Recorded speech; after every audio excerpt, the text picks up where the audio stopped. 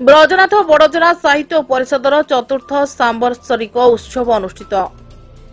ପୂର୍ଣ୍ଣତୟା ବ୍ରାହ୍ମଣୀ ସନ୍ନିକଟ ମା ରାମଚଣ୍ଡୀ ପୀଠଠାରେ ବ୍ରଜନାଥ ବଡ଼ଜନା ସାହିତ୍ୟ ପରିଷଦ ଢେଙ୍କାନାଳର ଚତୁର୍ଥ ସାମ୍ବତ୍ସରିକ ଉତ୍ସବ ସମ୍ପର୍କର ନଦୀ ତୀରରେ କାର୍ଯ୍ୟକ୍ରମର ସଭାପତି କବି ଜ୍ୟୋତି ନିରଞ୍ଜନ ସାହୁଙ୍କ ଅଧ୍ୟକ୍ଷତାରେ ଅନୁଷ୍ଠିତ ହୋଇଯାଇଛି।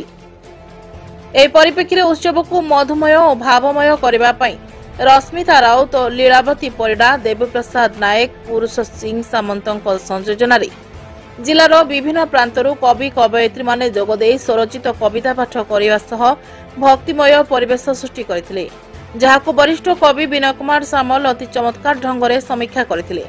ସମ୍ପାଦକ ରାହାସ କୁମାର ବେହେରା ସ୍ୱାଗତ ସମ୍ବର୍ଦ୍ଧନା ଓ ବିବରଣୀ ପାଠ କରିଥିଲେ।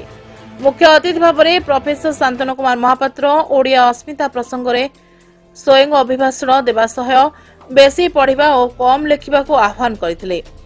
ସେପରି ମୁଖ୍ୟ ବକ୍ତା ଡକ୍ଟର ସଦାନନ୍ଦ ପରିଡ଼ା ଓଡ଼ିଆ ସାହିତ୍ୟ ଓ ମାତୃଶକ୍ତି ଶୀର୍ଷକ ପ୍ରସଙ୍ଗକୁ ଅତି ଚମତ୍କାର ଭାବରେ ବର୍ଣ୍ଣନା କରିଥିବା ବେଳେ ଉପଦେଷ୍ଟା ପଣ୍ଡିତ ବିପିନ ବିହାରୀ ଶତପଥୀ ଭୀମନଗରୀ ରାମଚଣ୍ଡୀର ମହିମା ଗାନ ଓ ସମ୍ମାନିତ ଅତିଥି ଶଙ୍କର୍ଷଣ ଶତପଥୀ କଲମ ମୁନ ଜାତିର ଜୀବନ ବୋଲି ଉପସ୍ଥାପନ କରିଥିଲେ ଓ ଅନୁରୂପ ଭାବରେ ପ୍ରାଧ୍ୟାପକ ରମେଶ ଚନ୍ଦ୍ର ସାହୁ ଜଗନ୍ନାଥ ସଂସ୍କୃତିର ରୂପରେଖ ସମ୍ପର୍କରେ ମତବ୍ୟକ୍ତ କରିଥିଲେ।